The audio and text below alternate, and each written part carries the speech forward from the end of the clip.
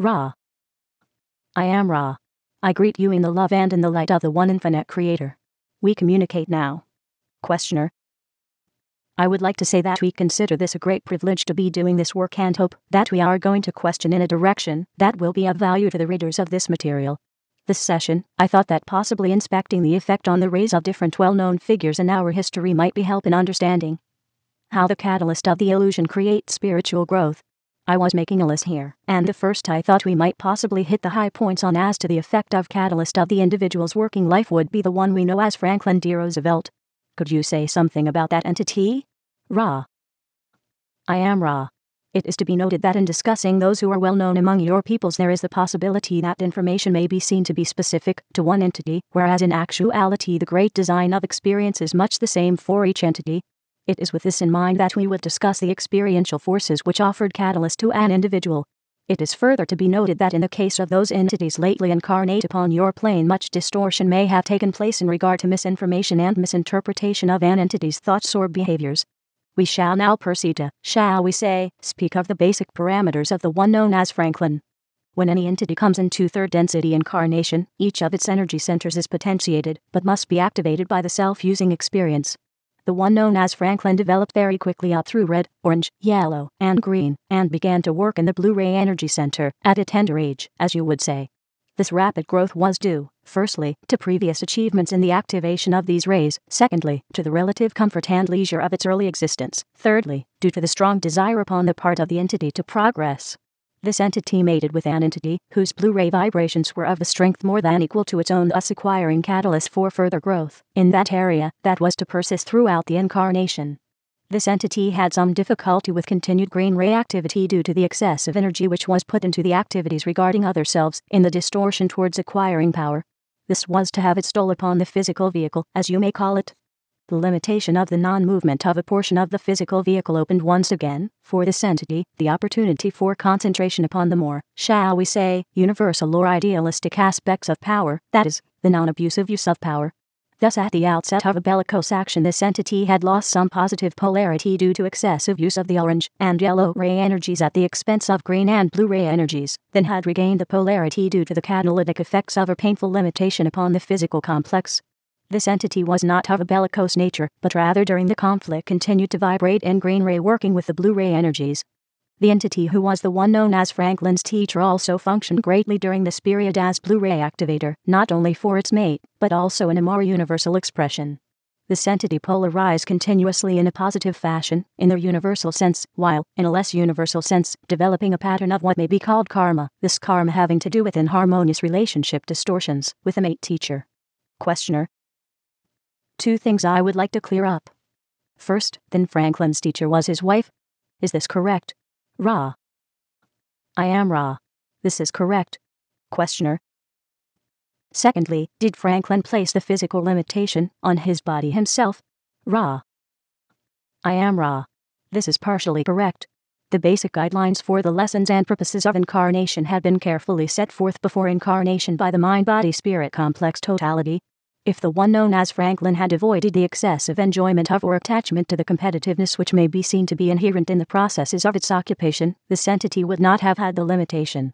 However, the desire to serve and to grow was strong in this programming, and when the opportunities began to cease due to these distortions towards love of power, the entity's limiting factor was activated. Questioner. I would now like to ask for the same type of information with respect to Adolf Hitler.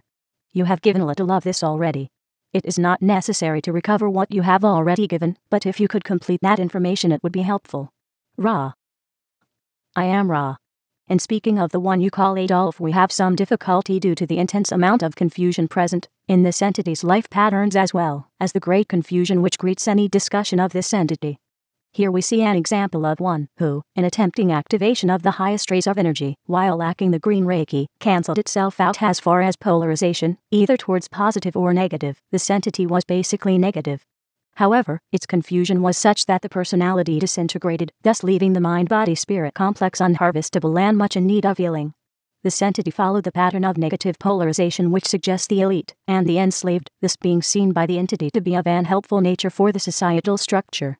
However, in drifting from the conscious polarization into what you may call a twilight world, where dream took the place of events in your space-time continuum, this entity failed in its attempt to serve the Creator in an unharvestable degree along the path of service to self. Thus we see the so-called insanity which may often arise when an entity attempts to polarize more quickly than experience may be integrated.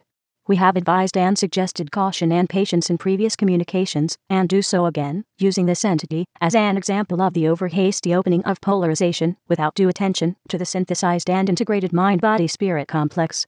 To know yourself is to have the foundation upon firm ground. Questioner. Thank you.